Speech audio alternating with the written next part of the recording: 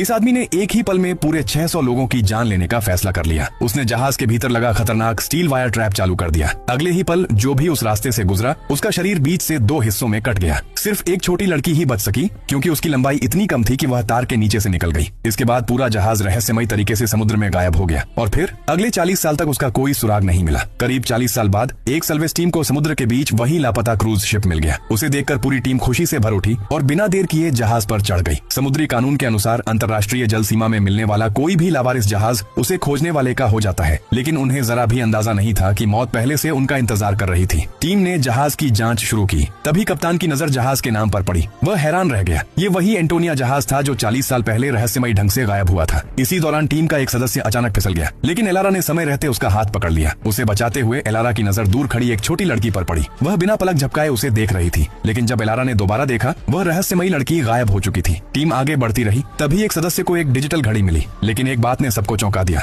जब यह जहाज 1962 में गायब हुआ था तब डिजिटल घड़ियां बनी ही नहीं थी। इसका मतलब साफ था, हाल ही में कोई इस जहाज पर आया था। लेकिन वे लोग कहाँ गए और जहाज के 600 यात्री आखिर गायब कैसे हुए? इन सवालों का जवाब किसी के पास नहीं था। जांच जारी रही। जब उन्होंने दूसरे डेक पर बने लॉन्ड्री रूम का दरवाजा खोला तो कई लाशें बाहर आ गिरी। जांच में पता चला कि उनकी मौत 3 हफ्तों से भी कम समय पहले हुई थी। यह देखकर पूरी टीम सन्न रह गई। उसी समय एलारा की नजर स्विमिंग पूल की दीवार पर बने गोलियों के निशानों पर गई। जैसे ही वह आगे बढ़ी उन छेदों से अचानक खून बहने लगा और देखते ही देखते पूरा पूल खून से भर गया। अब यह साफ था कि इस जहाज पर कुछ बेहद खतरनाक मौजूद है। सबने फैसला किया कि जितनी जल्दी हो सके यहाँ से निकल जाना चाहिए। लेकिन तभी टीम के एक सदस्य को एक कमरा मिला जो सोने की पेटियों से भरा हुआ था। पूरा स्टोरेज रूम करोड़ों डॉलर के सोने से भरा पड़ा था, जिसकी कीमत लगभग 300 मिलियन डॉलर थी। सोना देखते ही सबकी आंखों में लालच आ गया। अगर वे यह खजाना साथ ले जाते तो जिंदगी भर के लिए अमीर बन सकते थे। उन्होंने सोना अपने जहाज में ले जाने का फैसला किया, लेकिन जैसे ही ट्रांसफर शुरू होने वाला था जहाज का गैस वाल्व अपने आप खुल गया। उसी समय वह रहस्यमयी छोटी लड़की फिर दिखाई दी। वह घबराकर सबको इशारा करने लगी, मानो कह रही हो, सोने को मत छू,